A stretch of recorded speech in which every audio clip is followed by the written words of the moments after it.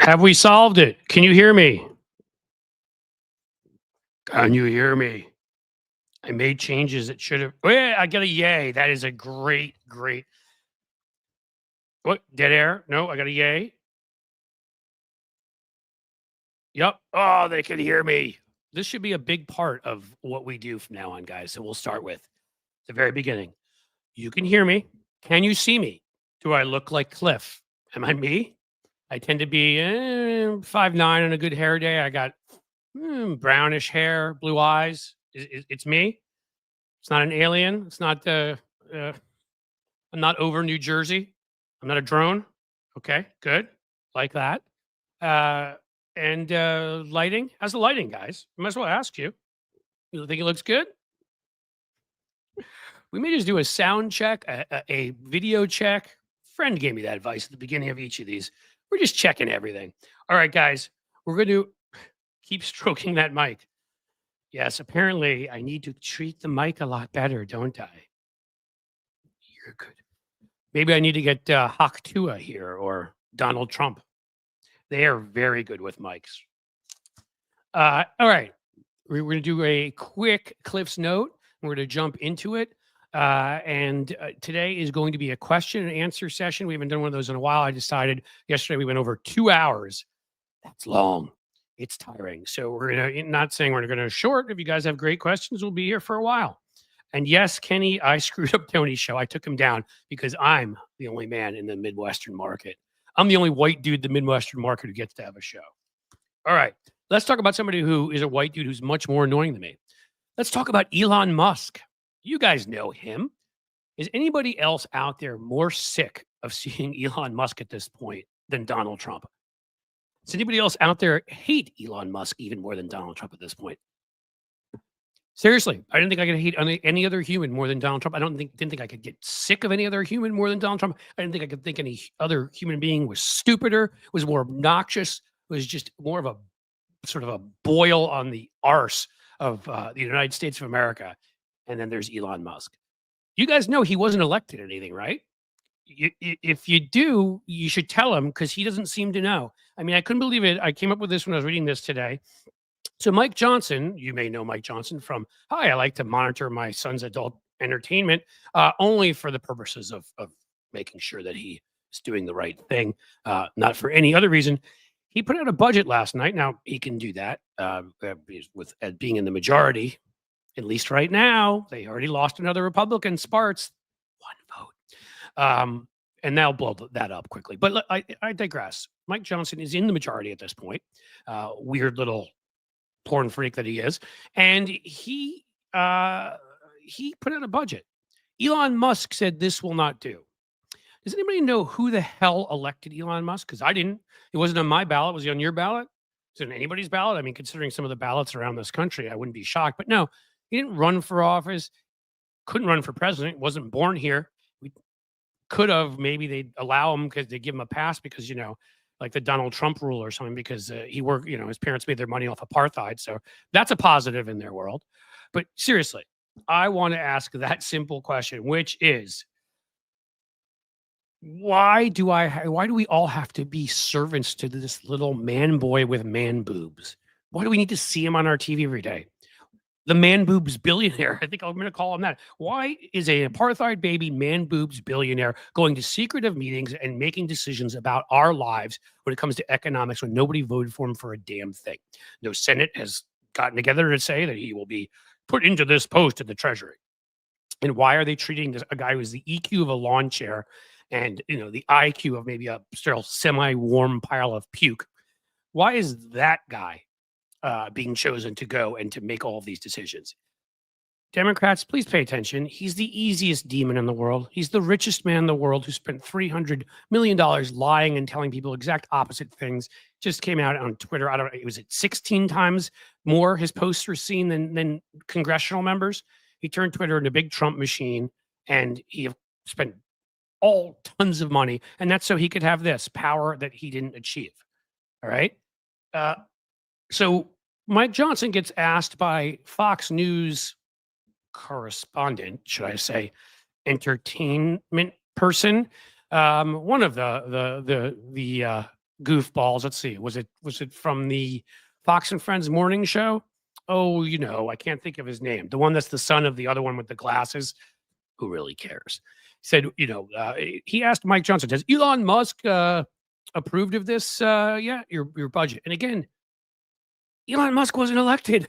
Why do I care if he approves of a budget? I mean, I'm not in favor of Mike Johnson's budget, but what does it even matter? What does Elon Musk have to say about this? Why am I listening to this guy?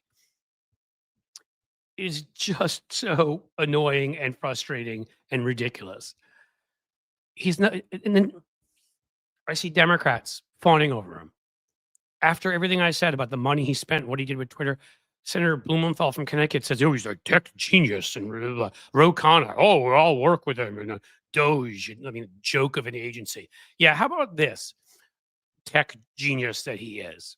He took mommy and daddy's apartheid money, used it to buy his way into PayPal. Oh, he did well with that too. And then took that money, fruit of the poison tree, if you will. He was working here illegally during that time, allegedly. Then goes ahead and dumps that into ideas that were stolen or were borrowed or were given to him. None of them were his. Tesla wasn't his idea. SpaceX wasn't his idea. But it's amazing how often SpaceX blows up. That has more failure to launch than Mike Johnson when he's looking at his son's entertainment. And Tesla, I mean, have you seen the Tesla truck? Honestly, it looks like two toasters had sex and that was their baby and they dumped it on wheels. Okay. It is ugly. Nobody likes it. Everybody I know who has a Tesla, because this man is stupid enough to insult the entire market. Nobody on the right wants to buy and get involved with electric vehicles, and people on the left who used to actually like Elon Musk before he opened his big dumb mouth now don't want his stupid car anymore. I know people who've sold them. I know people that were going to buy that didn't. I know people that have stickers in the back that say, "I bought this before I knew who Elon was or before Elon opened his mouth," because it's no longer is this like some elite sort of car where you're proud to have it, right? Some sign that you've made it. It's a scarlet letter. By the way, also, yeah, that market's dying here. So you better keep kissing up to the Chinese, which, by the way, is no conflict of interest to be in this stupid Doge thing, because that's the only market he's going to end up having. Who knows? Maybe he'll see if in India they're interested in his stupid car. And then there's Twitter. Bought it for $44 billion. It's worth about $8 billion now. Wow, what a genius! He's chased away all of the people that either write things, act in things, and our journalists, our lawyers, our doctors, really the creative class. Anybody with any brain cells has run. So it's like, yeah, hey, let's see if we can put together the Fourth Reich on my little site here. It never was worth the money he paid for it because he's a moron. It's now worth a lot less because he's a moron. And if the Russians are paying him to do it, to destroy it, well, they probably should pay him more, because the thing is going to fall apart eventually. He's going to have lost all of his money. Imagine what that place is going to become when nobody is left there for all the crazies to insult. They're going to start jumping into like baseball Twitter and arts Twitter and stuff to insult them because everybody on the left will have left. That's Elon Musk. Again, the man boob billionaire. He's not nearly as smart as he thinks he is. He wasn't elected anything. And I'm seeing him on TV all the damn time. What do I need to do to get him out of my life? And again, I never thought I'd be saying that about him over Donald Trump. I mean, God, he should be in the cabinet when I think about the fact that he settled a sexual harassment case. He's being investigated for all sorts of illegal practices in his businesses, forcing workers to work overnight, locking them in, busting unions. Exactly a Trump kind of guy. But I'll end where I began. He was elected to nothing. He is a billionaire. He is the perfect demon. Don't call him brilliant. He isn't, but don't call him that even if he were. He's the most unlikable person alive. He makes JD Vance look like an explosion in charisma. Make him your demon. He's the guy meeting in the secretive back rooms, planning out our lives, and nobody elected him. He's what they always said George Soros was. And that, folks, has been today's version of Cliff Notes. Cliff's Note. Damn it. I said the wrong thing. They may sue me now. Cliff's Note. Sorry to the owners of that other thing that I accidentally said. Deport him back to South Africa, says the American Voice. Yeah, he wasn't working here legally as far as we can tell. So, assuming that is correct reporting, send him back. Or we can colonize Mars. We get from car care. Yeah, send him there. Cool. Jupiter. Maybe he can reenact Interstellar. I'm sure that there's a worm up there in space, much like the worm that got into RFK Jr.'s brain, that he can go through to get to the other side of the galaxy and really just leave everybody alone because it's humans, it's animals, it's plants.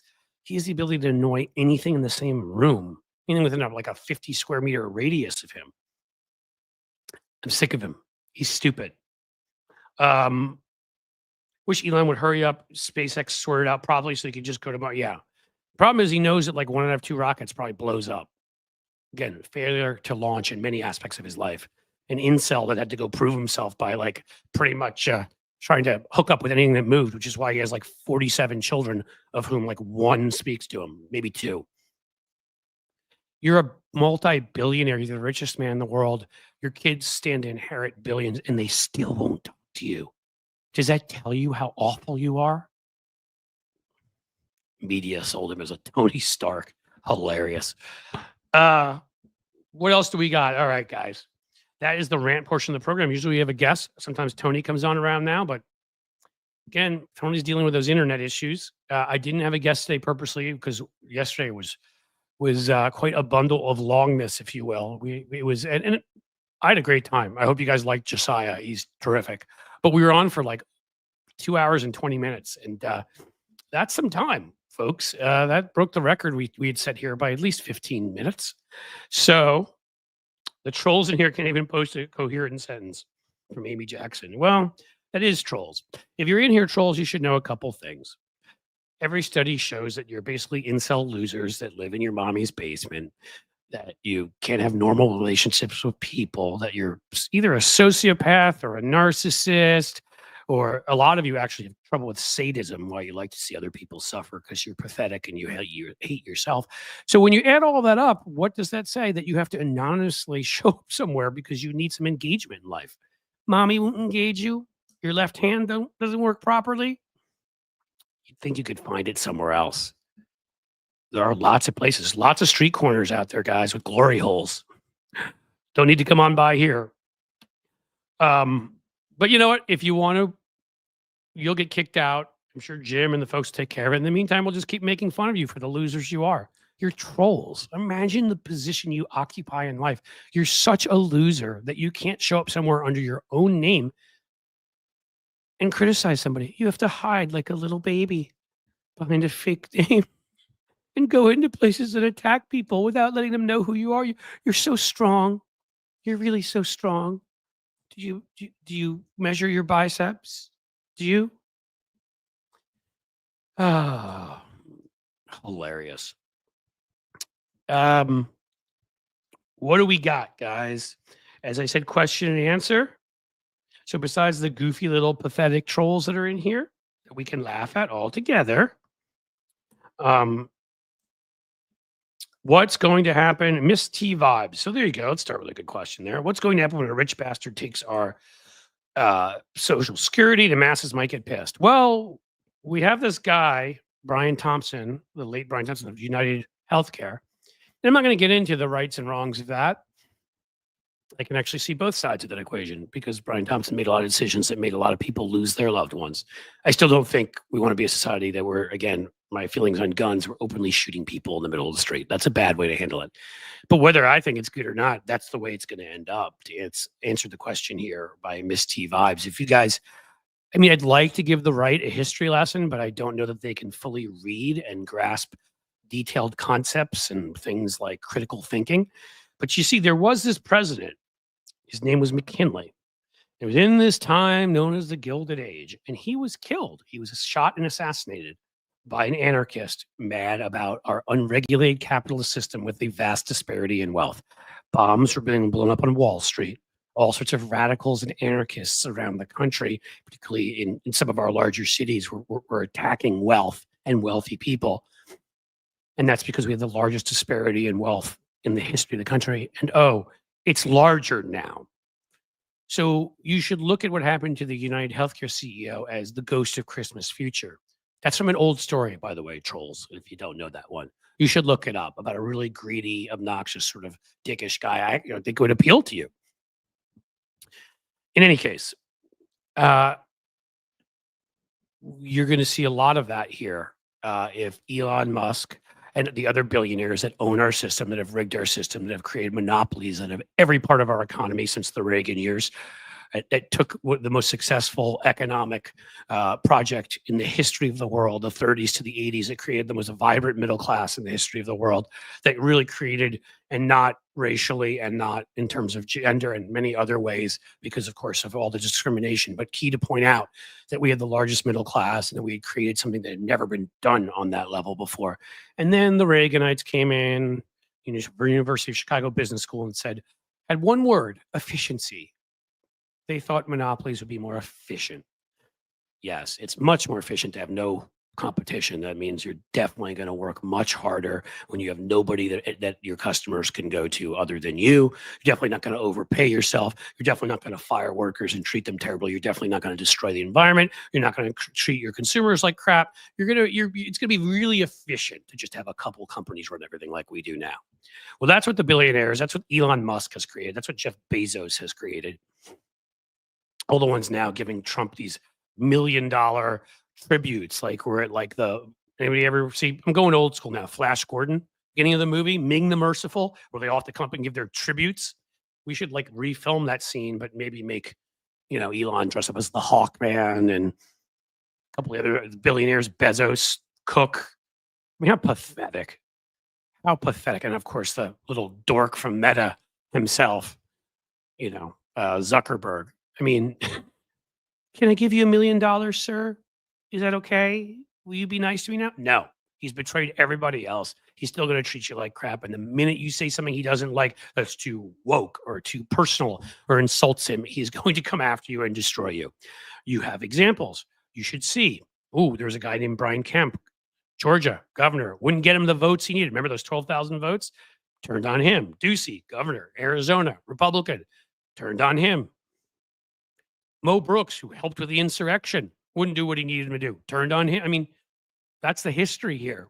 So yeah, keep giving him $1 billion gifts. Trump's totally loyal. It's two directions. You should keep doing that. We have a drug war problem. We do have a drug war problem. And we cause it. Much like the Mexican president said, and Gloria Sheinbaum, Jewish Mexican president. They got one before we did, guys. Oh, and a woman. They got one before we did, guys. And their Supreme Court made abortion rights legal while ours was making it illegal. I would argue Mexico is a much stronger democracy. And as Sheinbaum pointed out, President Sheinbaum, I think I should say, the huge violence and drug gang problem is because of us. We have the demand for drugs. They don't. The drugs come across our border and we have lax gun laws. So the gangs come over here, trade drugs for guns. They come over and ship guns back. And a lot of their people die because of it. We're a really crappy neighbor, like Rand Paul, which is why his neighbor beat him up. Not that I'm agreeing with that. Okay. What else do we have going on? Yeah, the Mexican president is a badass. Yeah, Disney. Did Disney pay 15? Oh, right, ABC. And you know what's amazing about that? That's Chris Welch who added that. Is that Disney, ABC, all of them, DeSantis, of course, targeted Disney. They have experience with this.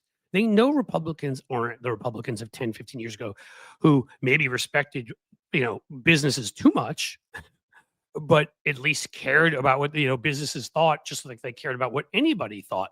Respected that if your business decided that you wanted to have a black princess, you could do that. No, now they attack you, come after you, and that the great sort of backlash and boomerang of Ron DeSantis, that was so awesome when he pulled that crap with Disney and just like, all right, we'll cancel the extra facility we're going to build there. We'll build it in California instead, and they lost like millions of dollars and thousands of jobs. Well done, Governor White Booties. So these guys have shown they'll target businesses already. They don't like you, they'll go after you. There are numerous businesses in every one of these dumb, including mine, states with open carry and all this stuff who do not want guns in their restaurant. It's kind of like what they understood 125, 130, 40 years ago, because devolution is a thing in the Republican Party, why they would ban guns at the edge of Tombstone, because they wanted people to drink and they wanted people to cavort with the prostitutes that were there. And they wanted people to gamble and lose their money. And none of that would happen if everybody was shooting each other. They understood that. Well, restaurant owners here don't want people coming in with guns for the same reason, because they want to sell food and drinks and not have people shooting each other. But no, a number of these states, Tennessee, I think, forced it on their restaurants. Don't care what they think. Your business owner, you don't want a gun on your property? Too bad. That's this Republican Party. So you guys keep loading up with 1 million, make it 10 million, 15 million, make it 100 million. Just keep giving him money. It won't change a thing. The minute you do something he doesn't like, he will still shiv you. If he could figure out how to do that. It's a big word for Donald Trump. He'll knife you. Okay, guys, what's going on? Yay, prostitution, but not in government. Yeah, prostitution now is all about in government, with the government coming in. It is 100% prostitution. It's just a different kind. And the kind that ABC just engaged in, that was prostitution. Barack Obama smokes crack. Joe Moore. Joe, do we have to talk about you and your problems again? Do we? They have commercials. Cialis, from what they say on the ad, works. Your little flaccid, Trumpy mushroom penis can be fixed. You don't have to come into a place like this to feel strong. You can really use those drugs. They'll help you. Lay off on the whiskey, man. It's hurting your little guy. Somebody take Joe Moore and maybe introduce him to the void. That is correct. MJ Daniel, the Republican Party is not pro-business, not pro-life, not small government. They are none of those things. They are anything they need to be. They are principleless. It doesn't matter. And under Trump, they lack principles, all of them anyhow. But under Trump, it'll be a different kind of lacking principles. It will all be about enriching yourself. So the principles they will have then will be, in what ways can we bring money into the system, taxpayer money, money from foreign governments and whatever, and have it end up in Donald Trump's pocket. He doesn't like it when anybody else competes with him on that. So it'll be fun when watching the other grifters try to pocket some of that money. And then Donnie, again, losing his loyalty to them and insulting them and kicking them out and doing God knows what. If he has the power to, he has immunity. Who knows what he'll do? The money is broken. Dish a dollar and save in Bitcoin. That's somebody else who I'm going to assume is an idiot. Multi-stacker. I mean, if you're liberal, then I don't know what's wrong with you. Bitcoin, crypto is a big scam, is a bubble. We've been through this before. It'll happen again. Maybe you should study up on what happened to the Florida housing market around circa 1929, and that led to this really big, the beginning of this really big bad thing where the Wall Street crashed. You may have heard of it. It's a synonym for when you're upset about stuff, like you're upset about your life right now. Yeah. Crypto mining is more environmentally destructive than gas guzzlers. Of course it is. These guys couldn't invent something unless it was destructive. That's all they know how to do. They can't build anything. They destroy things.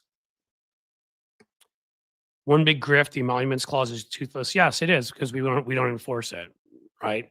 I mean, Congress should have at least have tried to enforce it, and the Supreme Court then could overturn them. But Hatch Act, right? When you're on your job, you shouldn't be able to talk about politics. Trump people broke that one multiple times. Trump used this emergency order to put tariffs in place.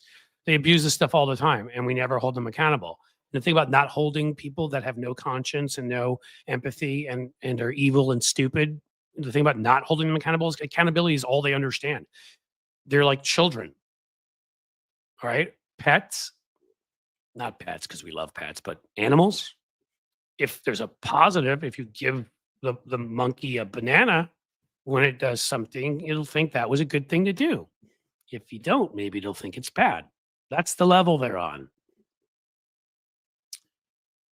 Herschel Walker loves orange jello and be best chocolate cake. Well, he's going to be able to eat a lot of that in the Bahamas. I'm sure they'll love to have him in the Bahamas.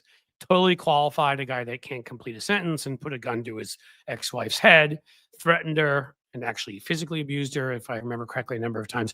Yeah, that's who you want as an ambassador. I mean, again, is there a man among all of the men Donald Trump has at this point appointed and nominated for everything. Is there a man who has not committed some form of domestic abuse?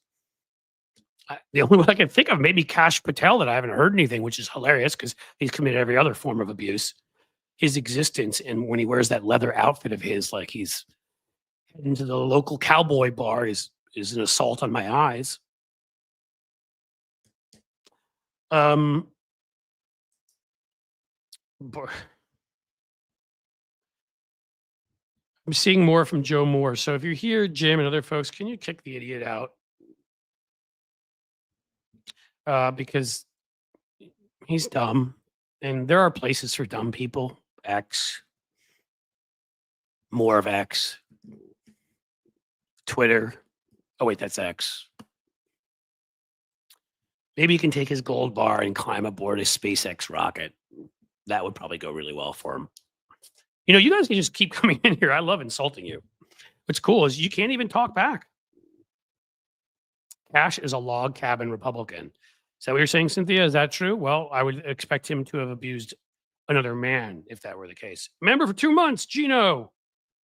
Fantastic. Stick with it, Gino. Told you. We have the whole layout together. Oh no, somebody named Ferret. Somebody who actually should appear and called themselves Ferret is saying, "Are you okay, Cliff?" Yes, I'm the one with the problem. Ferret. Ferret, do you have anything else in your life? Can do you have a job? Somewhere to be? Do you like showing up places where people don't know your name and don't like you? And that's the problem, I guess, is nobody really likes you when they get to know who you really are. So you have to hide behind Ferret. Jim Williams, great point. I think that both of them, and that's been brought up. I believe Sherry Jacobus, my friend, did that in a really good take on YouTube that you should all watch. That the two of them should very publicly resign. We've already seen that happen at the LA Times. Harry Littman resigned in protest over their ridiculousness. We saw it happen at the Washington Post. A number of their columnists and others resigned over their behavior. And I think it's time for the same thing. I think that Stephanopoulos and Tapper are two of the ones that actually believe in, journalism being something where you actually challenge people. They've both shown it at times. They're not perfect. Stephanopoulos, towards the end, they're actually doing a great job. That's why they went after him.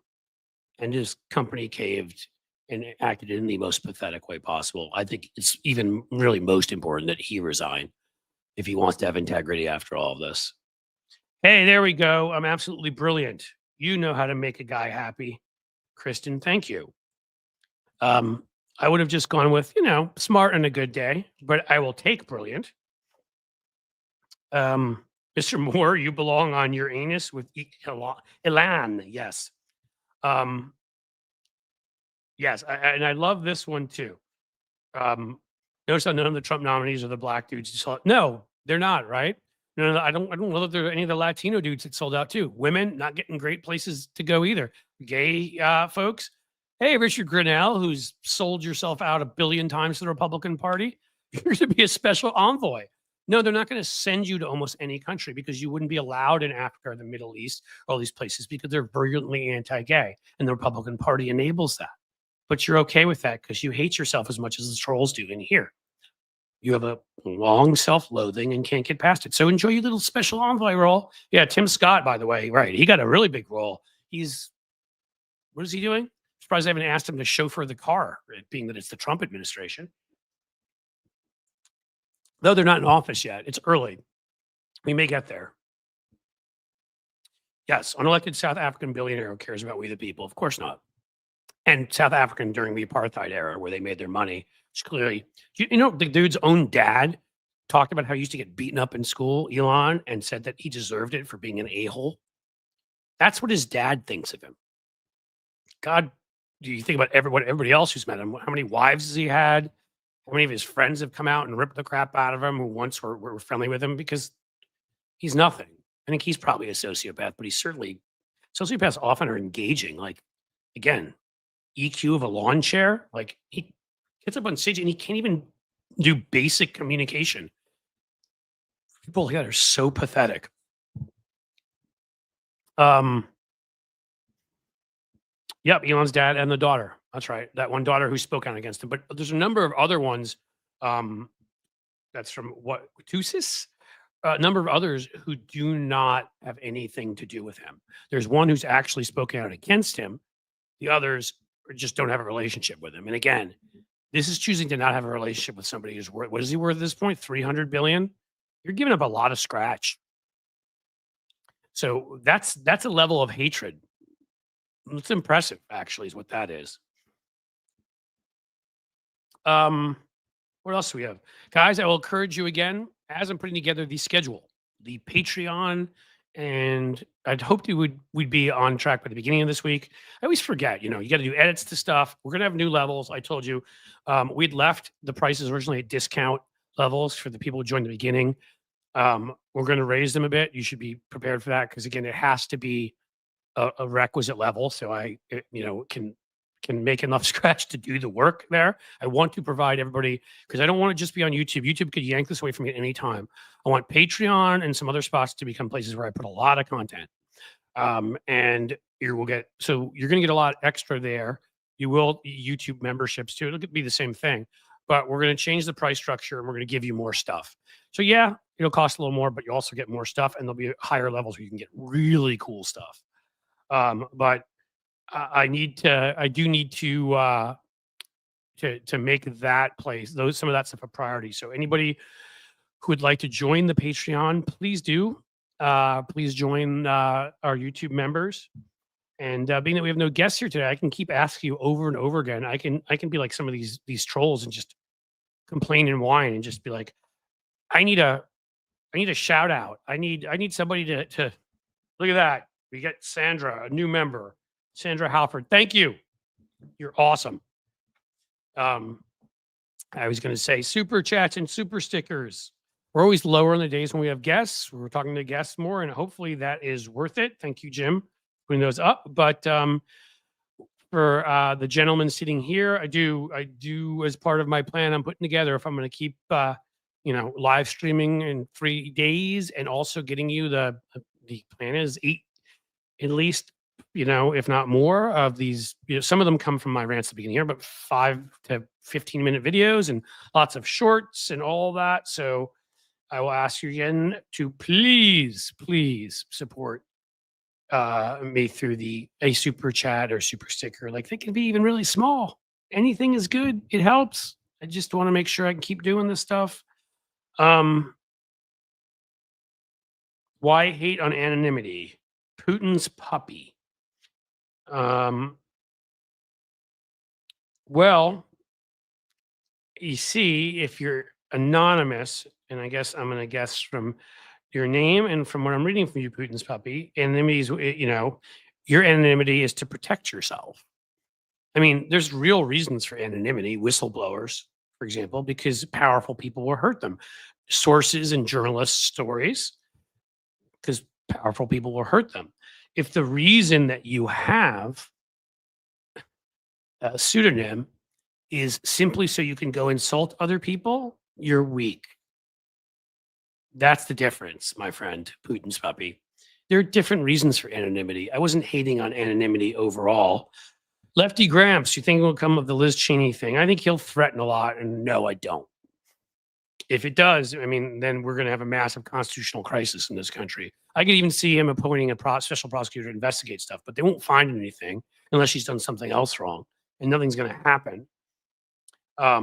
It's just a matter of they'll annoy her. All right, Kristen Trindle, new member. Thank you so much. You keep saying nice things like I am awesome and whatever, and now you joined.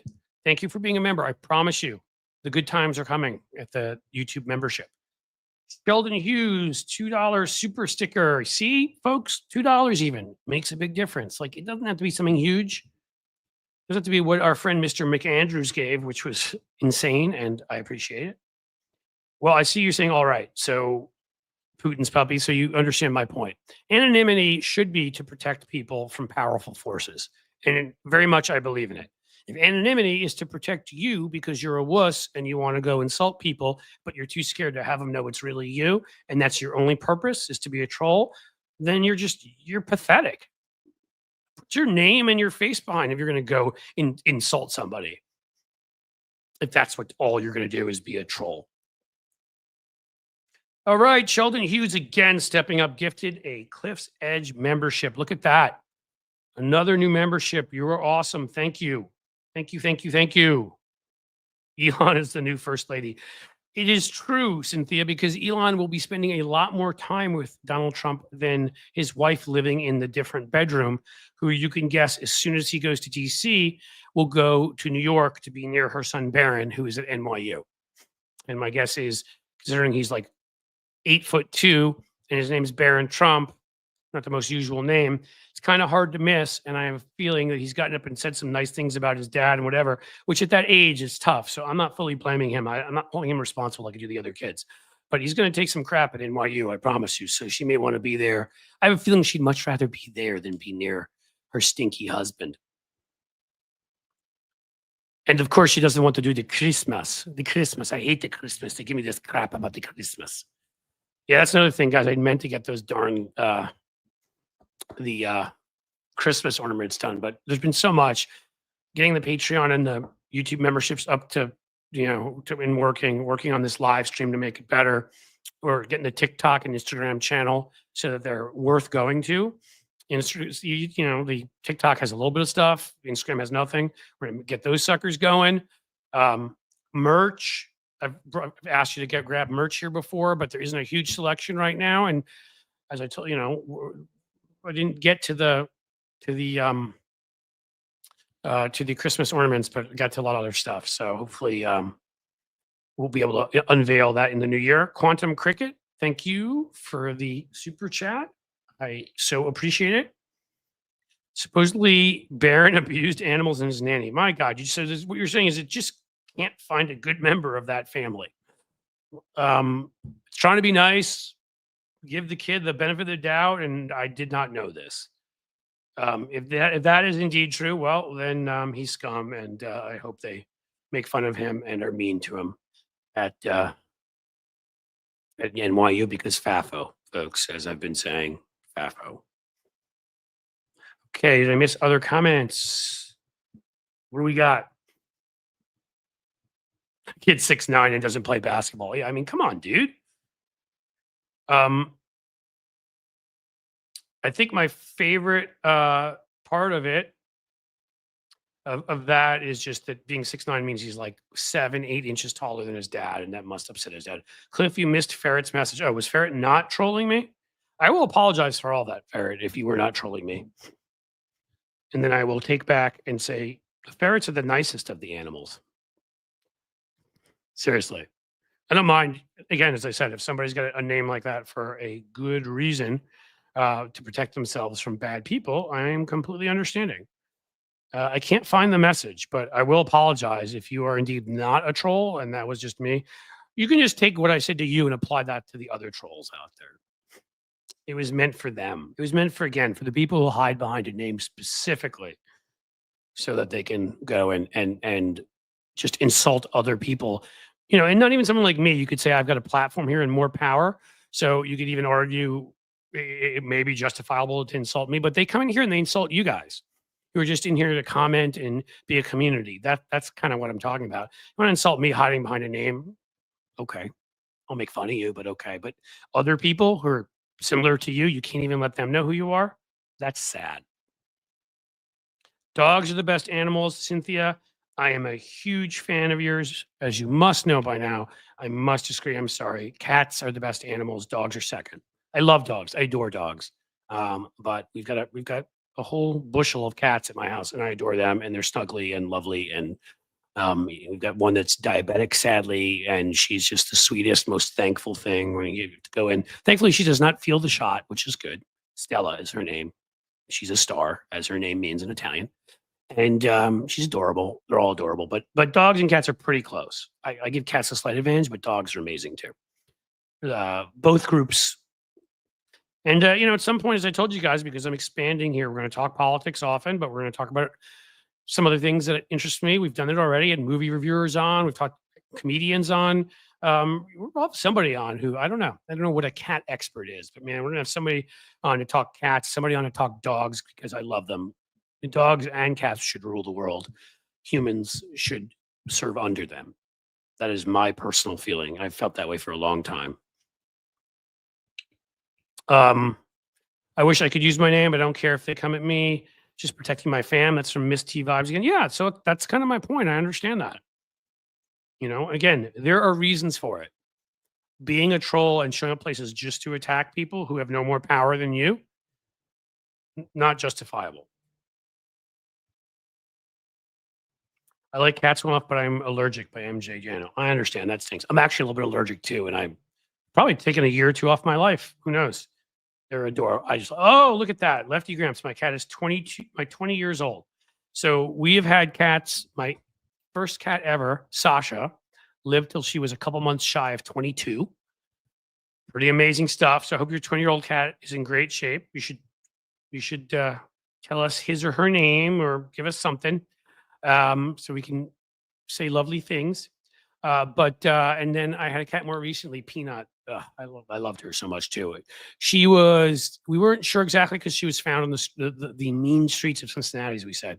And we adopted her, but she was somewhere between 18 and 19. So she had a great long run too. Animals are usually kinder than people. Yes. I mean, Alison McRae. Yes. Maybe not when they're hungry or not to things smaller than them.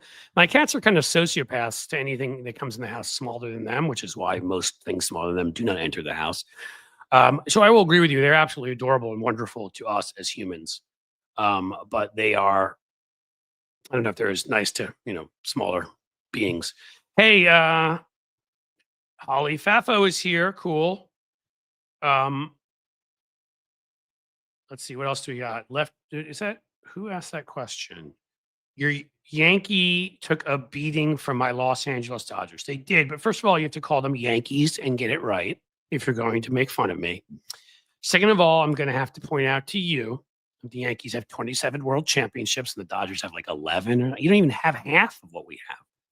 Third, I'm going to have to point out to you that we've had like the 3 or 4 best players of the 10 best players of all time on the Yankees: Babe Ruth, Lou Gehrig, Mickey Mantle. Dodgers, Jackie Robinson, pretty awesome. You had some pitchers, but I'm going to have to point that out to you. Fourth, we point out the head-to-heads, my friend, Mr. Romo. Oh, you don't want to go back and look at that. The Yankees and Dodgers pretty much met in the World Series every year in the 50s. And in 55, the Dodgers finally won. It was like a huge celebration because they got their butts kicked every year. And they went back to getting their butts kicked again. You guys have beaten us in the World Series like 4 times. We met in the 70s and we beat you 2 of 3. That's the closest you've come. You started it. Don't open a can of worms like that if you don't want me to finish it. Grumpy Cat. Cliff, what is your thoughts on Jared Moskowitz? I'm a fan. Look, yeah, he said he'd work with Doge, I think, I think he put a statement next to it, if they were doing the right thing. Yeah, I think he's been a little too, I think he's great at ripping Republicans. I love him for that. His mockery is awesome. I think that there are a couple moments at this election he was too conciliatory, and that really annoyed me. Another one that I loved for a while that now has lost me completely, who was great at insulting Republicans, was John Fetterman. I don't know what the hell has happened to him. Now he's sitting there talking about pardoning Trump, and that's something I don't forgive. So he's out. I don't care how good he is at communicating and whatever else. Does he think he needs to move to the center in some weird way to win in Pennsylvania? Like he won in Pennsylvania the way he ran last time. He already was sort of moderate on some issues. It's stupid. And I don't understand what he thinks he's accomplishing by doing that. Jared Moskowitz hasn't been as bad. And so I still, the fact that he rejected the FEMA ploy, it was just to get him out of there because what's her name, Sparts, I can't think of her first name, just announced she's not going to caucus with Republicans anymore. The Ukrainian American one that I never understood why she caucused with them from Indiana. They are now down to a 216 to 215 lead. 216 to 215. Like they're not going to even hold the House probably because they're never going to be able to agree. One person, just going to get one person and not vote for Mike Johnson. They've lost the House. So that's was I think what they were trying with Moskowitz because that's a swing seat. And he said no. So I'm glad he did that. He'd been the head of Florida's FEMA. He said no to Trump. He's staying there. He's mocked the hell out of him a lot. And yeah, he was too nice once or twice recently. And people can tell me if I'm missing other stuff. If I am, that's okay. but and I will criticize as it is deserved.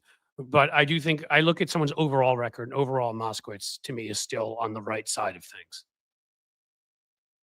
Jim Williams, I'm still optimistic about Merrick Garland getting fired before January, holding out. Well, that would be a great Christmas, Hanukkah, Kwanzaa, all the above present. I we still are just not institutionally tough enough as Democrats. I've talked about this in a whole lot of places.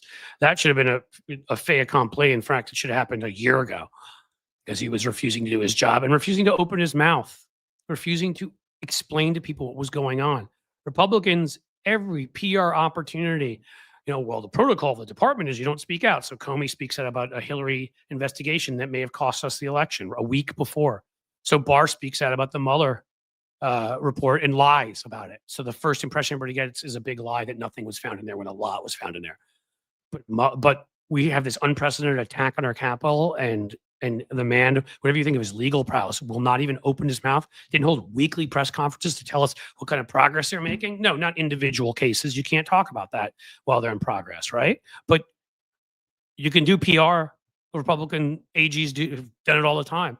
You can make clear that we're investigating Donald Trump's role on that day. We're not sure, don't give out any information. Donald Trump was a part of the group who allied with the Oath Keepers, whatever. You can find many ways to work Donald Trump's name into your press conferences, and the fact that they were and are domestic terrorists, and that would have defined MAGA for the coming election, and we would have much more of a chance of winning. But no, Merrick Garland couldn't do that.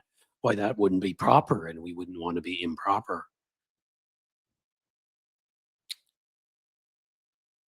Yep.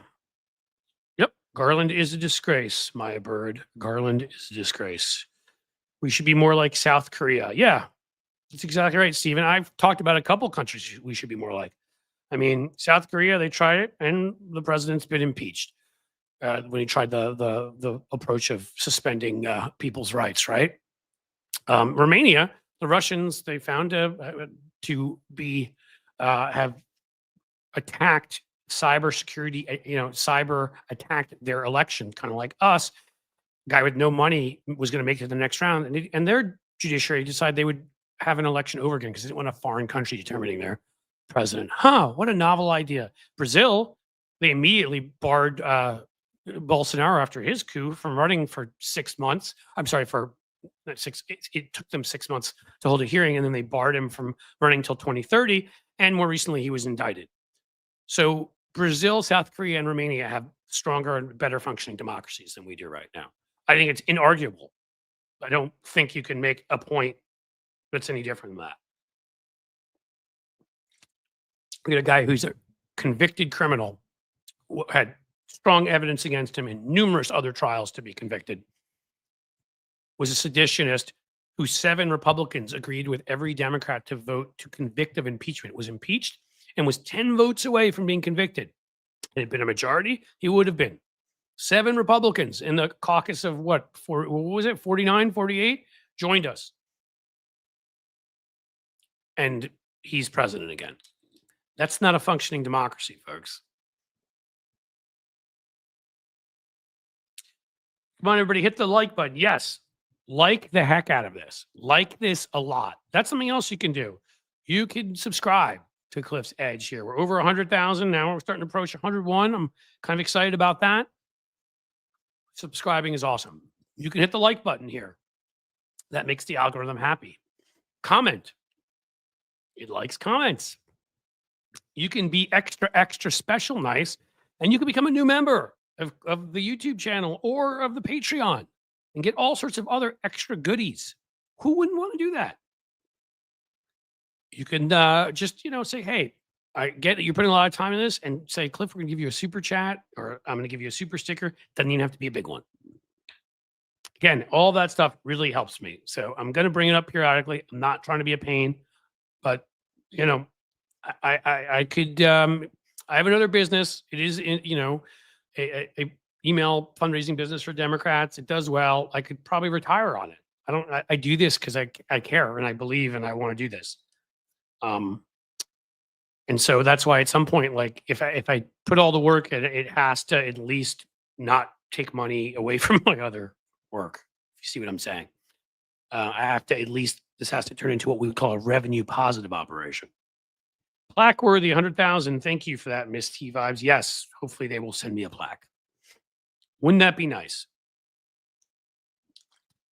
I think it's pretty automatic unless they find that I did something terrible, cheated, or I don't know. If somehow I found if I were smart enough, you guys know that I have trouble just working my microphone, so you know that this is impossible. But let's say I were a technological genius and knew how to create like 50,000 bots or something and put them in there, and they're following me. Like if they find that, I think they don't give you the plaque. But otherwise, because they say they review you for a couple weeks after you get 100,000. So we have a felon in chief. Congrats, Maga. Yeah, Colleen Matchus, if I'm pronouncing it right. It's amazing. I was talking to a friend about this the other day. Not a friend, actually. Was it when I was on Bob Seska's podcast? Guys, I'm going on so many things these days. Going on Tony's show. I go on Bob, I co-host now with Bob every Tuesday. It's an actual paying gig that's cool and I love. Bob's a good friend. I go on Stephanie Miller once or twice a month and go on Hal Sparks every Monday. So I forget what the heck I do on what. And I've recently gone on Fugelsang's show too. But I do think it was on Bob's we were talking about that. That as a felon, like there are some countries I don't think he can visit. He cannot enter those countries as a non-citizen and a felon. The combination of the two. Others where he absolutely cannot meet with their heads of state. And we'll have to have somebody else do it. Just imagine knowing that, and I don't think the Democrats messaged that enough. I know we brought it up sometimes. I think Eric Swalwell released his own ad about it. I know it was on Twitter. I don't know where else, but it should have been out there far and wide. The guy cannot go to other countries, like a number of them. And then there's a number of countries he can go to, but cannot. What's he going to do? He can play a game of telephone. He's going to whisper something to Kash Patel, who whispers something to Richard Grenell, who whispers something to Melania, who whispers something to Elon, and eventually gets over to where he's 100 yards or meters, as they would do in other places away, and in unsafe ground. I don't know. There we go. The capable Glober gave me a $3 super sticker. Thank you. Thank you. Again, folks, I can't tell you how much I appreciate that. Jim Williams is showing you the merch here. I got to tell you, still, the shirt we have there, the MTG equals B to the sixth, a little Jasmine Crockett action with the images on the back. That one I think you'll like. I encourage you to go check out Fourth Wall and to see if you like that shirt and purchase it. That helps me too. But I'm going to, once we get past some of these things, so Patreon's fully set up, YouTube memberships, TikTok, Instagram. I mean, you always have to update them here and there, but they're just basically set. So I don't have all these huge projects. Big Facebook thing I'm doing, separating personal contacts from, people that enjoy this kind of stuff too. They're all on the same Facebook, and it's a long story. But then I can move on to all sorts of other stuff, right? And then I could do even more, like with the merch. That's the plan. We may move that shop over here, keep it over there. Colleen Matches, and again, I hope I'm pronouncing it right. Thank you for acknowledging my comment. Of course, I like acknowledging comments. You guys, that's why today is a day I hadn't done one of these in 2 to 3 weeks, or just a comment day where you guys get to. And again, you really can ask me anything. Now, if it's of a very personal nature, I won't answer it. But we could have it's almost 3 o'clock. Been on here almost an hour. I intend to stay here at least another 15, maybe 30 minutes. So if you have a question you'd like to ask, now's the time. Ask away. Sarah Nelson, but if he has total immunity, can't he go wherever he wants? Well, our Supreme Court doesn't decide that he has immunity in other countries. Other countries do not care what our Supreme Court thinks. They care about their Supreme Courts. So he may have immunity here. He doesn't have immunity there. They still consider him a convicted felon. He's been convicted already. In fact, there's probably a whole list of things he can't do. I should look that up for one of these. Stephanie Miller is where I first heard Cliffy and saw him. Part of a duo, if I remember correctly. It could have been.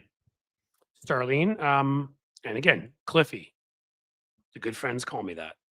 Um, yeah, I might have been. Maybe it was with John Aravosis. I had a podcast with John, if folks know who John is, a blogger for a while. He's got a big TikTok account. He's going to TikTok and sort of he like me had a foreign policy background. He dove back into that and does a lot on Ukraine, stuff like that. I've maybe been because the first couple times when I started going on it, I'd gone on years ago for my book and hadn't been on in a long time. Didn't know Stephanie very well. Then I went on with John when we became kind of part of her universe. Our podcast used their sort of ad agency. We got to know him well. We're part of the sexy liberal universe, and but then we ended our podcast, which was called Unprecedented, because the point was to unpresident Trump, and we felt like, well, hopefully, even if we didn't play a role, maybe we did, maybe we didn't, but it had been done and 3.5 years, and I wanted to do something with video. I felt like audio, and John was, we were only doing audio there, and I just was like, I want to do something different. So I love this. This is more my style. Mike Farley with the $4 super sticker. Thank you so much, Mike. Thank you, thank you, thank you. Mike, let's see. What do you have there? OI. What is OI?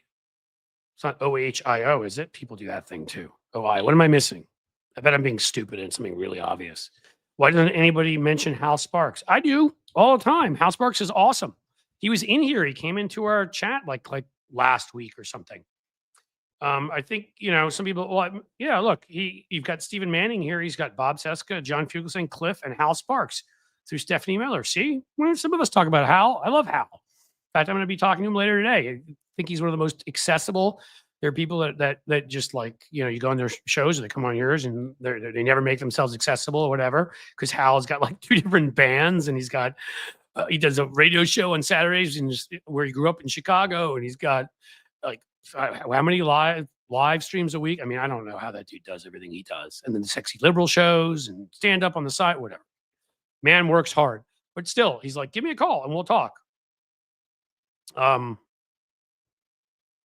Mike Farley. I'm a music publicist. Well, I have a son who's a lead singer of a rock band here that sings great stuff. So we should talk. No, I mean, maybe we will. Seriously. I'm not doing as much PR anymore because the combination of my email business and the YouTube has taken most of the time. But it was getting publicity mostly for good causes. The last one I worked on was trying to prevent an ethnic cleansing, Azerbaijan from invading this small enclave in the middle of the country that it was inhabited by primarily Armenians who'd been there for a long time, and it was a sovereign state. And their leader, the kleptocratic, murderous piece of whatever, Aliyev, went and met with Putin, and a day later they invaded it. And on that, as you're a music publicist, you might find this interesting, but I made a very good friend, an Armenian American rock star singer, who's I am still friends with and going to go to his show when his band comes here. It's Serge Tankian of System of a Down. So I got to work with Serge on that because Serge is obviously a bit of a celebrity and could get a lot of attention to it. And it really was just getting articles written and getting the news to cover more of what was going on. I mean, there are countries that still haven't even accepted the Armenian genocide happened, which is ridiculous.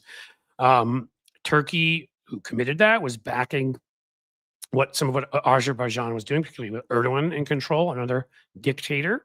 And so we were trying to, so that's a bit, but NARAL, I started the digital public relations program until 2009 for Everytown for gun safety, when they just didn't, it was funny because it started by Bloomberg, a digital guy, right? But they didn't know how to do digital PR.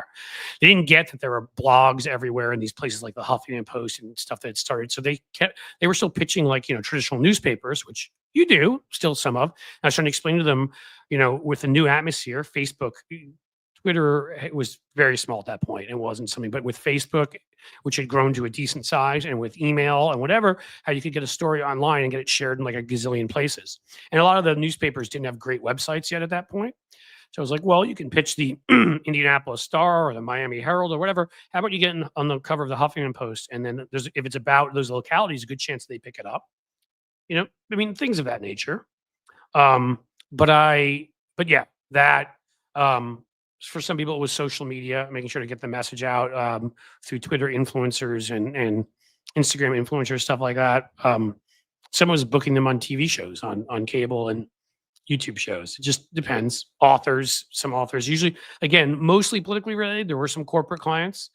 There were corporate folks I won't work for, but as long as anybody's either neutral or progressive, cool, right wing, no. And there, I did something with this huge IBM project called the Smarter Cities Project, a contest for cities to enter around the world, and they would win all this sort of from IBM hardware and software and get a big prize. They came up with a way to clean up the city, like a plan for zero emissions public transportation or cleaning brownfields or whatever it might be. And so I did PR on that one for IBM, stuff like that. Usually there was a political or at least sort of do-gooder component to it, but not always.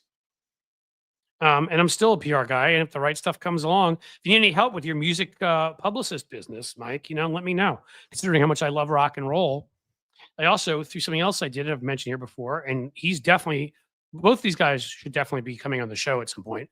Serge Tankian will be, and I got to meet not Phil Collins. Everybody always thinks that way. Phil Collin, who is the guitarist for Def Leppard.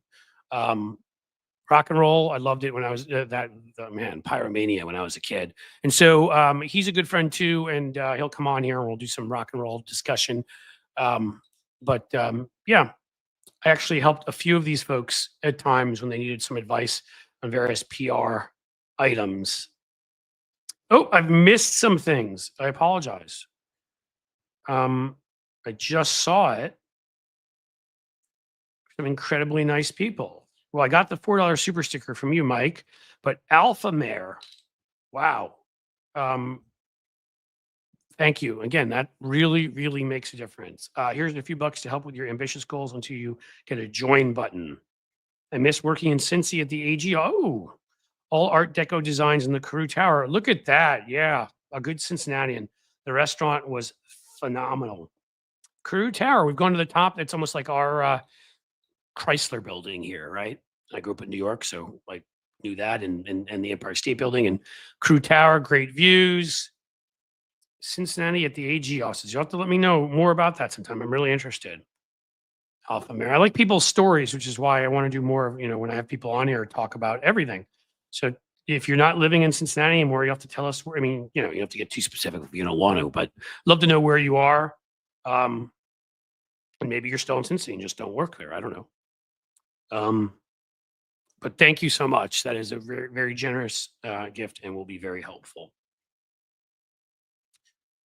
Defund Do Nothing Melanoma's Flotos office. Well, for the quantum critic, what was that? Quantum? I lost the. I lost your comment. I think it was Quantum Cricket, and I read it wrong. I would defund it, absolutely, because if you remember the butchery she did to Jacqueline Kennedy's gardens last time, she should really be not allowed to touch anything, especially the Christmas. She hates the Christmas. The Christmas is terribly Christmas. What do you got, guys? What else we got?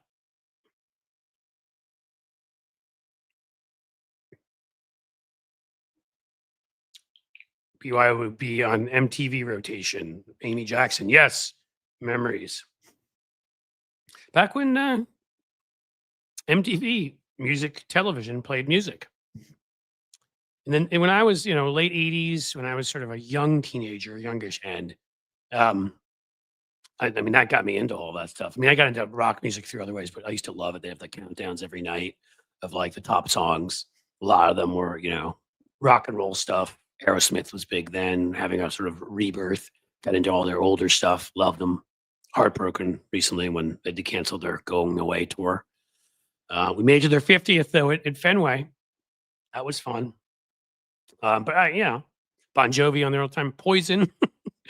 Those guys make me laugh. Def Leppard, actually. Pour Some Sugar on Me. They were on there a lot. Who else? Well, Beastie Boys are big then, right? You got to fight for your right to party. No Sleep Till Brooklyn. As a New Yorker, I appreciated them. I saw them once. They went to school right near my house in New York. Stuyvesant High School. Actually, a test school a lot where you have to be pretty smart to get into, and they got in because they were smart. We have a new member. Misty Vibes is a new member. Thank you. Thank you. Thank you. Thank you. Yes, you You are listening to me, I promise you, as I did something weird and clicked on something, but it came back, so we'll ignore that. Um, thank you, Miss T Vibes. Thank you for being a member. And I promise you, I'm hoping by Monday. I'd said by this Monday, but now I'm hoping for next Monday, and or something like that. I do think we can do it to where we get to where I have to decide how many posts I can put up, share private posts with you guys just on thoughts and things and whatever. Because again, I've decided I'm going to put posts and things up for the people that are kind enough to support me, not at blue sky for anybody in the middle of people fighting over starter packs. And again, I find more utility to blue sky than Twitter, but and yes, follow me there. I'm there here and there, but I just it hasn't been what I'd hoped. But I've decided I want to put the writing up there. I'm putting up for everybody some stuff on the community wall, but there'll be some stuff. I just have to figure out how often I can do it a week, and then how many, if I can do a short or 2 a week and maybe a regular length video. It'll just be for folks that are members and at Patreon and YouTube, and then other stuff, the other little stuff. We'll give you shout outs on here, give you your own badges probably. If you go for the higher levels and you can help out that way, there may even be some signed merch. We're going to get wacky. My first concert was AC/DC, Debbie Hopewell. See, some rock and roll talk, you can get me going. That is cool, and that is interesting because you know what? They're on my list of I'll say quickly, Colleen Matches came up with Video Killed the Radio Star, which, if you don't know, is the answer to the question, what was the first song that MTV ever played? All right, we get everybody talking about their first concerts here. Starlene, my first was Madonna. That is awesome. So AC/DC, Madonna I never saw. What's sad about that. AC/DC is on my bucket list because I've never seen them either, which is crazy considering the music I like. Like there's bands I've seen half dozen or more times. Avi Evo, CBGB. I used to go there. I believe it was there, or the Wetlands was another place in New York where you see these up and coming bands. I saw this up and coming band from New York that nobody knew that was called Living Color, and they were awesome, and I still love them to this day. So I saw them when they were relatively unknown. I used to go check out that scene. I do the same thing here in Cincinnati. There's a place called Bogarts here. That's great. Arlene's Basement, all these cool places. But I would go and check out stuff like that. Who else I see? Blues Traveler. If you remember them, I saw them when nobody knew who they were. First was a Blue Oyster Cult laser show. We're getting all of it now.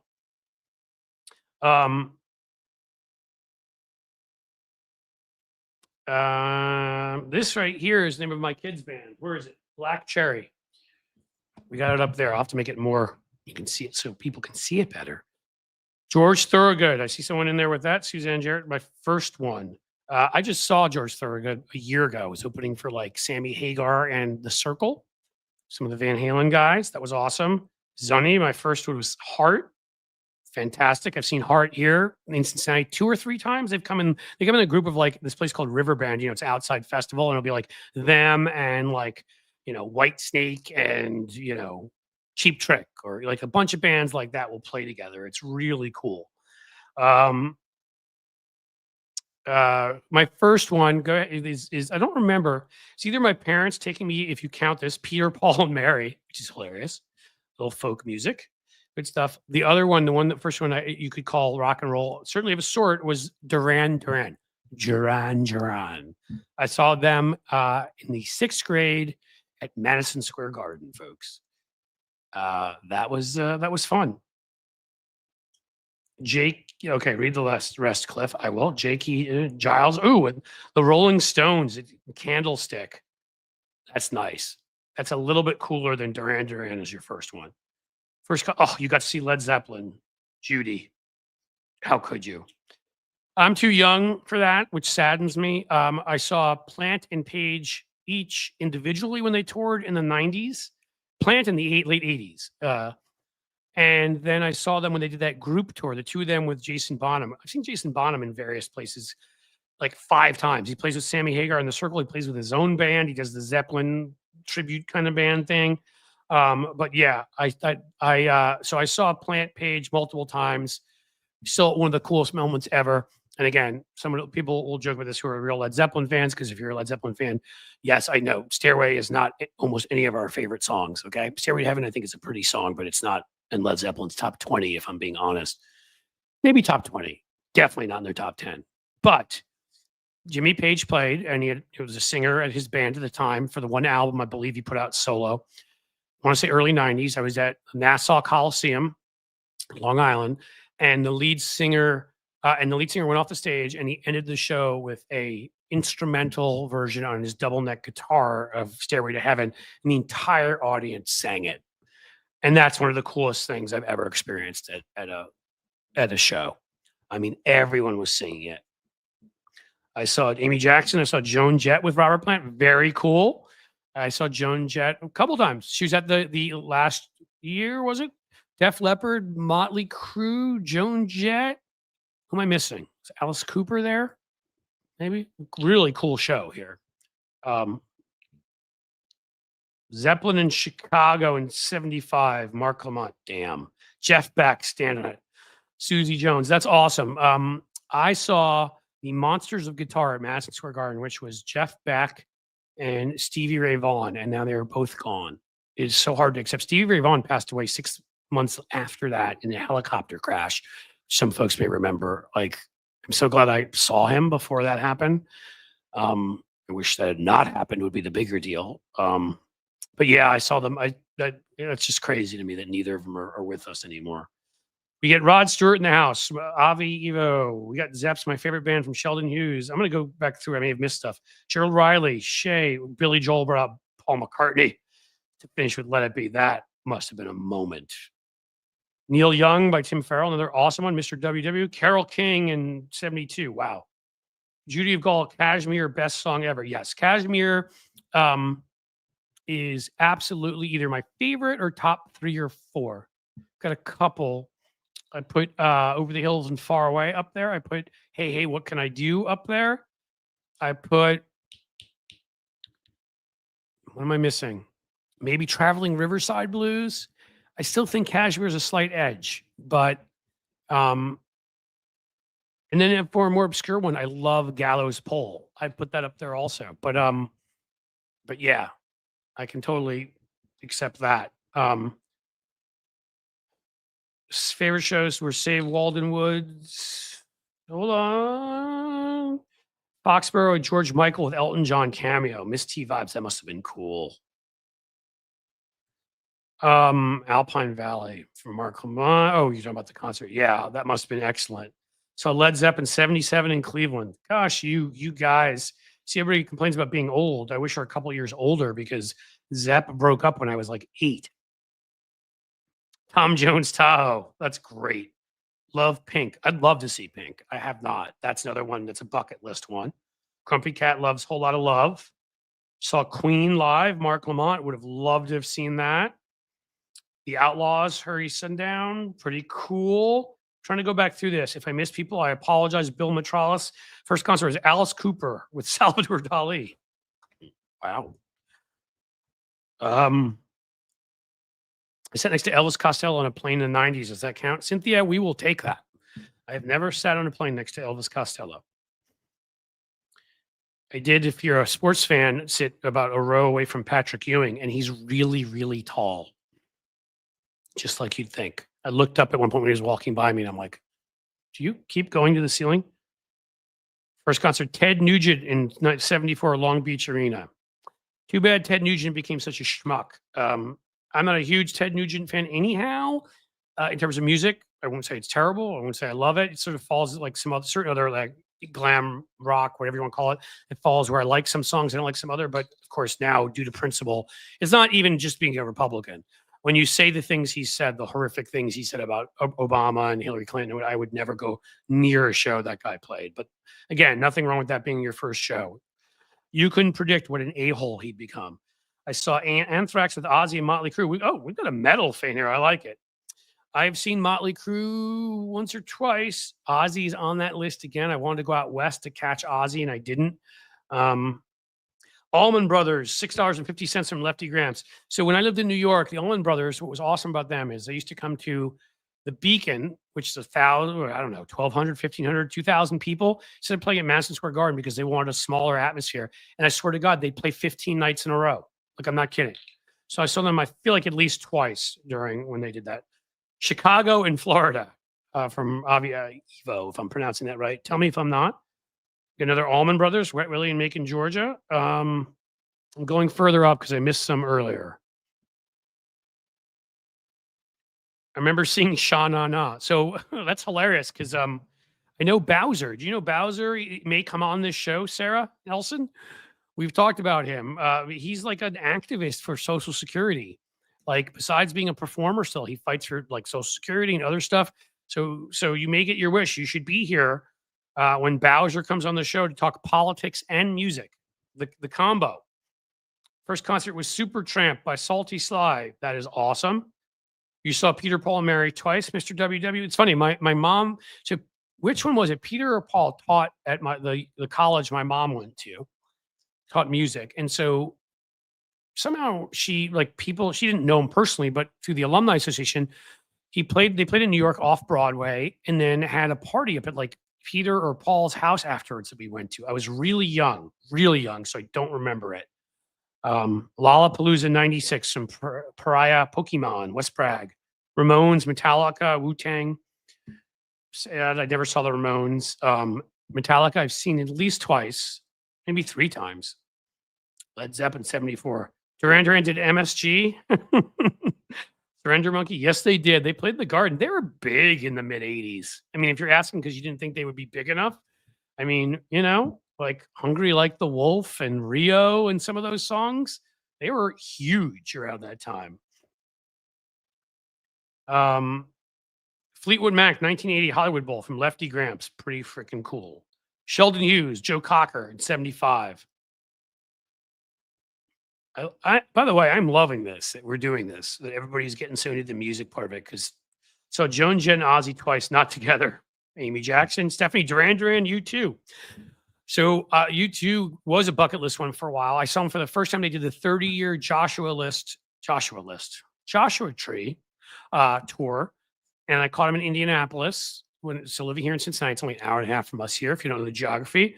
So that was back in 2015, I want to say 16, somewhere in there. And then we went out to the Sphere, my family, a year ago, 9 months ago, and saw them again. Man, they're awesome. Dude, they play a great live show. Pink Floyd and the Acid early 90s were so great from Screams. I saw Pink Floyd at Giant Stadium. Want to say around the time, you're saying early 90s. I was the late 80s. I saw them. It was Learning to Fly, right? That album, I believe, was the album. Did not smoke anything or drink because I was driving that night and still got in an accident because I think I may have gotten a secondary high from people sitting all around me smoking pot. True story. Alanis Morissette. My wife and one of my sons went to see Alanis recently. My other son did a sports thing and we couldn't do it. And I would have loved to have seen Alanis. That would have been cool. Fleetwood Mac and Zeppelin, Judy of Gaulle telling us cost $20. I mean, what have they done to these concerts, man? Pearl Jam tried to fight that, which I will always respect and love them for. Doobie Brothers' first concert from Tiffy, cool. Corey Glover, Starlene, yes, that would be Living Color. Great band. What else do we have? Jim Williams. I'm going further back up here. We're talking about CBGB in the Barry. Yep. I mean, that's a place where I used to see my music. May. My first concert was James Brown. God, I wish I had seen James Brown. Never saw James Brown. That must have been an experience. Seen Blues Traveler as well from Mayor Wedlock. Great show. Yeah, they were excellent. And I didn't even know who they were at the time. Like, this band sounds really good. And then probably 6 months to a year later, they kind of blew on the scene. Okay, I may have finally gotten up here. Oh, my first was Eric Clapton, was a child in the 90s. Clapton, another one who's become kind of a jerk, a thing I can't say on here, RFK Jr. type thing. I saw him with Mark Knopfler of the Dire Straits do a tour together. So dueling guitars, playing mostly Clapton, but a couple great Dire Straits songs, right? Romeo and Juliet, a few others. That would have been like 87, 88, Nassau Coliseum, New York. Um, I saw my buddy say wetlands there. That's where I think I did. If you, I did see them. I think when I said Living Color, I think that was wetlands. So, all right, some people know the New York stuff here. Okay, I think I'm back up to where I saw Yes at the Spectrum in Philadelphia. That was from a while ago from Sarah Nelson. I saw Yes twice. I was a big fan back then. And so on Tuesdays, I go on and I co-host this Bob Seska's podcast with him. He was a guest on here like a week ago, and I believe we talked about it. He did the art for two of Yes's albums, and they are recommissioning those albums like 30 years later now or something, and they've recommissioned Bob to do the art for both of them. So how cool is that? Maybe we should go to Bob and be like, can you invite Yes on the show?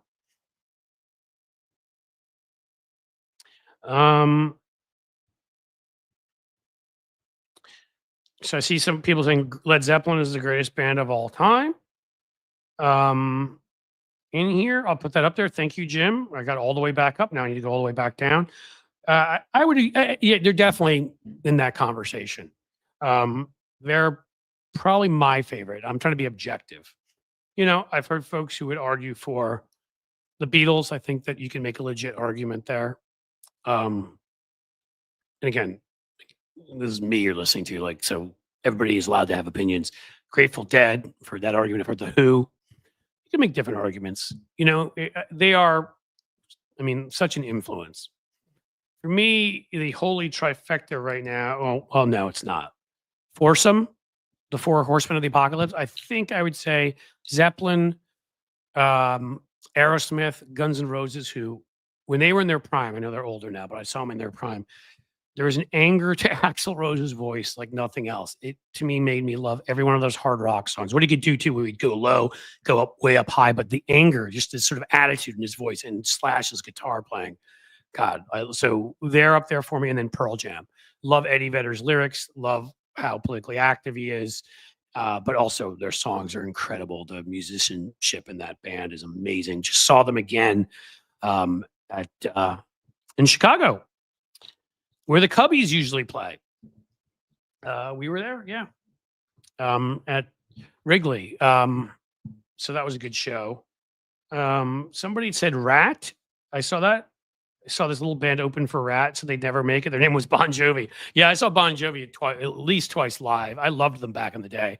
I have to admit, it hasn't stayed with me as much. I don't like it as much now. I don't think, I don't insult them. I just don't think they have some of the other talents some of the other bands I mentioned have, but still like their music, still fun, and they were huge on MTV at that time, and it was still cool, very cool to see them a couple of times. Okay, now I'm going back down through the list, guys. I like the Rain song, great song, yes. Rod Stewart in Oakland, fantastic. Here's a cool combo. Rod Stewart came here through Cincinnati here. That was bucket list at the time, 3-4 years ago. Hadn't seen him, so him with oh, come on, Cyndi Lauper opening. How cool is that? I'm sorry, Cyndi Lauper's songs are so much fun. And so, yeah, that was a great show. And oh my God, Rod Stewart's got to be like in his 80s, had to be 80 then, and still was like, the man is just hilarious. He's just, if you want my body. And like, he still, to him, was the sexiest man in the stadium, was like shaking his rump in women's faces, and hilarious. Hilarious. All right. I've seen My Chemical Romance from Sterling. I think I'm back to where I'd left off before. So we can keep going down from here. So many times I've lost count. I actually, my older son, the rock singer, drummer, got into them. And so I didn't know that much. And now I'm getting more into My Chemical Romance. So I'm interested. I like it. My brother was so obsessed with Alice Cooper, he dressed into the makeup and covered a pumpkin to look like him every Halloween. That's Amy Jackson. That's awesome. So I got to meet him. That was really awesome because the show with Def Leppard, when I was backstage with Phil Collin, and we got to meet CeCe DeVille of Poison, but then like the whole Alice Cooper crew came through, like all of them. And they put on such a performance. They put on, again, they're not one. Alice Cooper is one of my favorite bands, though. Cool, but they put on one of the best performances you'll ever see. Like, it is a true performance. So Michael McDonald in 1994, 400-seat show comedy arena. Um, let's see. Worst concert, Mannheim Steamroller Christmas. Can't comment on that, but I believe you. Loudest Stevie Ray Vaughan, yeah, awesome. Y&T and Sammy Hagar, 86, all of that. Cliff, don't forget Weird Al Yankovic. I wouldn't, but I've never seen Weird Al Yankovic. I would love to. Um, Rush, yeah. Yeah, that's Seska's favorite band. We're talking the other day.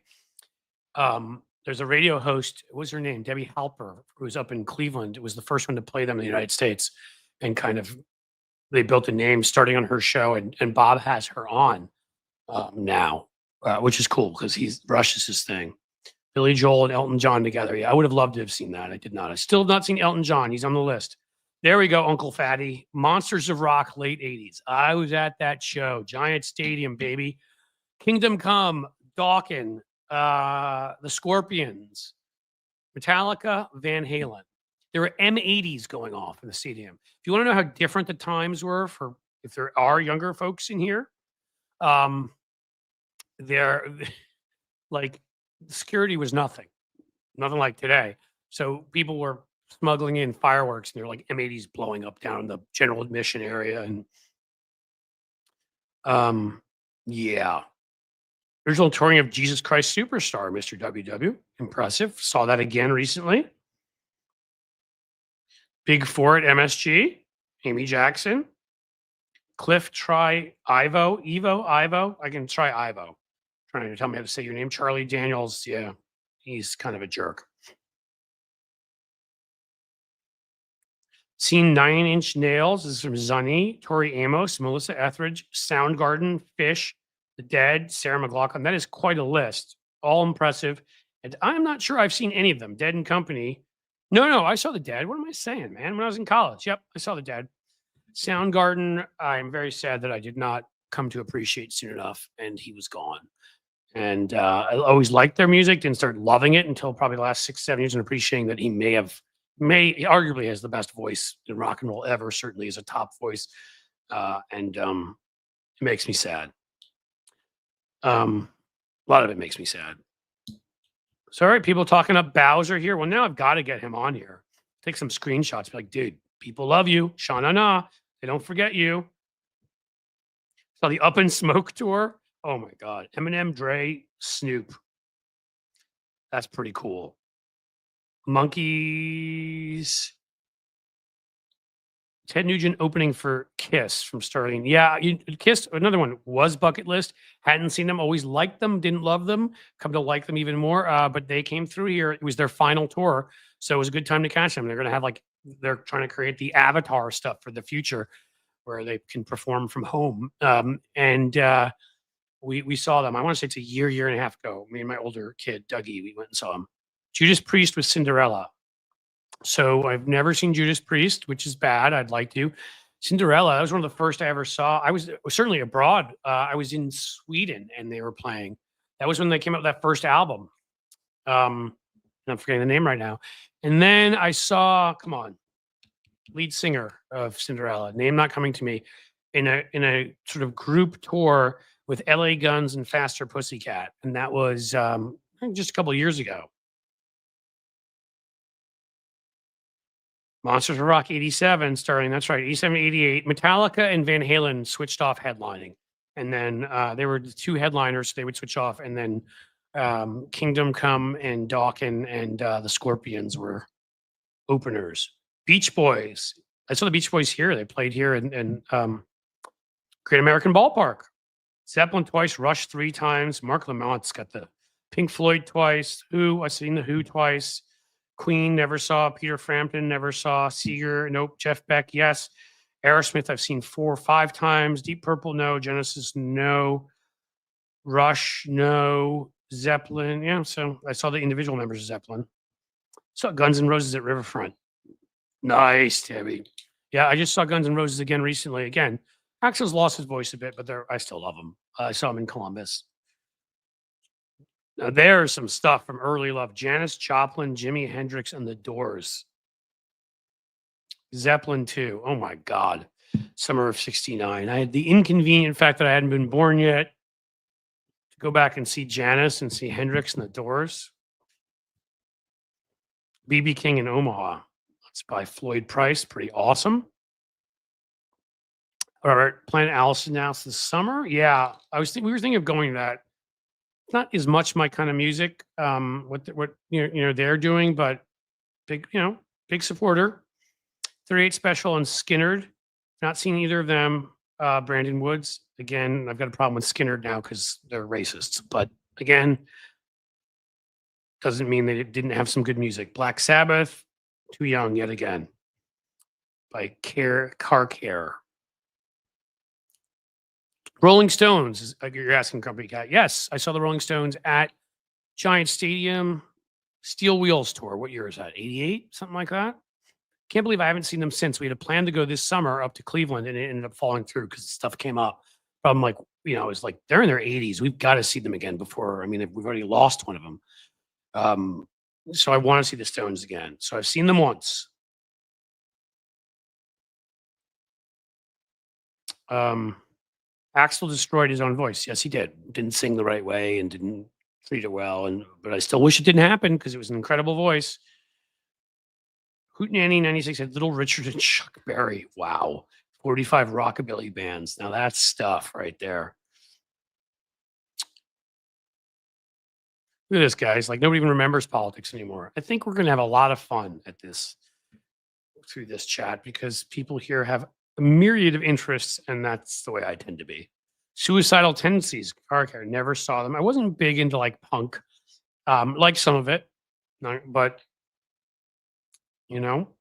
Bowie. That's one of the ones I missed that I will never forgive myself for. When Bowie died, it was, I want to say 8-9 years ago in Pittsburgh. I was seeing Springsteen, who I've seen about 5 or 6 times. Another favorite. I didn't mention Springsteen before because Springsteen is not a band. I mean, with the E Street Band, he is, but individual. If I'm picking individual performers, he's probably my favorite. Billy Joel's up there somewhere. I have to think about that. But in any case, and Bowie had died that day. And he played Rebel as like in honor of Bowie, which he does when Springsteen tends to do. Like when Prince died, he played Purple Rain. Usually does great renditions of those, puts his whole heart and soul in its people that he cared about. And Bowie had helped them make it, according to Springsteen, had really taken an interest in the band and helped promote them. And so I wish I'd seen Bowie. That makes me sad. ELO back in 78. Nice. I think they're still touring at this point. Never seen them.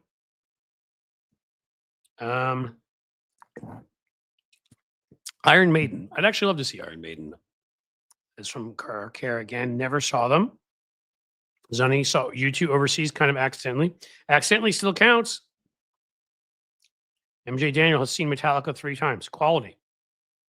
There's a Sonic Temple, I believe that's called, festival in Columbus, Ohio, coming up summer. My son and I, older son, Dougie the Rocker, we really want to see Linkin Park with have a new female singer. And I mean, we'll always miss Chester, but big fans. I didn't become a fan soon enough. He was too young. So we're going to go to that specifically to see them and also see Alice in Chains, who I've also, never seen, and sadly, not before Lane Staley, which is a long time ago now. But we're going to go to see Alice in Chains and to see Linkin Park, and I think Metallica is playing that same night. So I will end up seeing Metallica for the 3rd time. I saw my daughter on The Voice Thailand last month. Well, that's pretty cool. How'd she do? Saw Pearl Jam in Germany. Very cool. By Salty Sly. Def Leppard on a 17 spinning stage. Saw Milli Vanilli. MC Hammer in Memphis. Man, you got a whole different lineup here. Outlaw Tour, Bob Dylan, John Mellencamp. I saw the Outlaw Tour too, but it was Willie Nelson, which is cool to catch him because he's up there. Fogerty. I'd like to see Mellencamp because you never know. Fishbone, 1991. Never saw Fishbone. Pat Benatar, Grumpy Cat. I never saw Pat Benatar. Benatar didn't pass away, right? She just stopped playing or playing smaller clubs or something. That would be cool. Car Care, Faith No More. There's another band I never saw. All right. MJ comes with the list. Survivor, REO Speedwagon. Yeah, the 80s, man. It was good stuff like that. Godsmack is a great live show. I've heard that. Would love to see him. Have not yet. That's Uncle Fatty again. MJ Daniel 38 Special. If it's right. They've come through. It just hasn't worked out. Get some more Rush. Ugly Kid Joe in Central Park in 91 for free. I hate everything about you. Oh my God. I used to love playing that song. I saw Paul Simon in Central Park. Probably was not far off from 91, actually. 90, 91 when he played in Central Park. People like falling out of trees trying to climb and see him. They're like 750,000 people there. That was fun. We got a relatively close towards the end too, where you could see him kind of from afar. And he played a lot of stuff. The Foo Fighters, they're always sold out immediately when they come here. I want to see the Foo Fighters, but we'll have to see. Motorhead, I've never seen. Guns N' Roses opened for the Stones in 89. Yeah, that must have been cool. That's a cool tour. I saw Living Colour open for them. Original Queensryche lineup. Yeah, I saw them too back in the day. I want to say they opened for Bon Jovi, but I think it was. They opened, but I mean, we're talking about late 80s. Santana. I've never seen Santana. That makes me sad. Quiet Riot. Love to see them. That would be cool. And Grumpy Cat brings up Linkin Park. As I said, I will be seeing them. Very excited. This is kind of fun just sitting here going through Bob Dylan. I need to see Dylan. I haven't seen Dylan. The movie's coming out. I was on my friend Matt McNeil's show up in Minneapolis earlier. We're taping a special for the holidays on one of the few progressive radio stations, terrestrial, and talking all about Timothy Chalamet up there because he's playing Bob Dylan. How the whole town was in love with him because basically he's up there, paying homage to Dylan. Dylan was a Minnesota guy. Some Aerosmith in the mid 80s in Seattle got a meet and greet. That must have been awesome. MJ Dana. We were going to do the meet and greet because my son, Dougie, is such a huge fan. I'm a big fan too. I saw him at Nassau Coliseum in 86. I saw him at the Fenway thing. I saw them in Vegas. Saw him somewhere else. I think 4 times, and the Goodbye tour is going to be the 5th, and we were going to pay the money to do the meet and greet, but we didn't get a chance, which makes me sad. Yes, Mayor Wedlock. I always wished I had the opportunity to see Tom Petty. Oh, I thought you said it. I was glad. I'm sorry. Now I feel like a jerk because you didn't get to see Tom Petty. That, much like Stevie Ray Vaughan, I got lucky. I saw Petty about 4 months before he died. It was him with Joe Walsh opening of the Eagles, playing Life's Been Good to Me So Far and stuff like that. So it was a great show, but it wasn't because you could see Petty wasn't doing great. Didn't look great. Crosby, Stills, Nash, and Young. We're getting lots of good stuff here. Well, guys, we could do this forever, and maybe we should. But I do have some things I have to do today. And they are actually YouTube-related things because, again, faster I get those membership spots up and running perfectly, the happier you'll all be, and the more I can encourage you to join there because you'll be missing a lot if you don't. And the sooner I get the TikTok going and other channels, it can help bring in revenue so I can do more live streams too.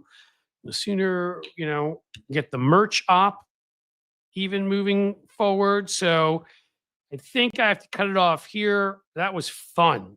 And we can do this again because I can always talk music. We are going to have, as I said, 2 rock stars join us at various points. We also have various other rock adjacent stars, some folks that have played in smaller bands, people that are music critics. Like I love rock and roll. So you do not have to worry. That stuff will happen. I think that is about it, folks. Mike Greenberg, thank you. It's been fun reminiscing. Miss T Vibes, nice change of pace. Yeah, isn't it? That again, so I'm glad you guys like this. And Lefty Gramps, that was fun because this is my plan. We do have to cover politics here, but if we don't do this stuff, I won't make it. Like I'll burn out. I need to talk rock and roll. Maybe we can talk good movies next time. We did a little bit of that when Zaki Hassan was here last week, movie critic, San Francisco Chronicle. I wanted to, I like some good comedy. Talk about our pets, our dogs and our cats. They're eating the pet. I'm sorry. Um, we like bring some. I want three-dimensional people. Know who you guys are. You know who I am.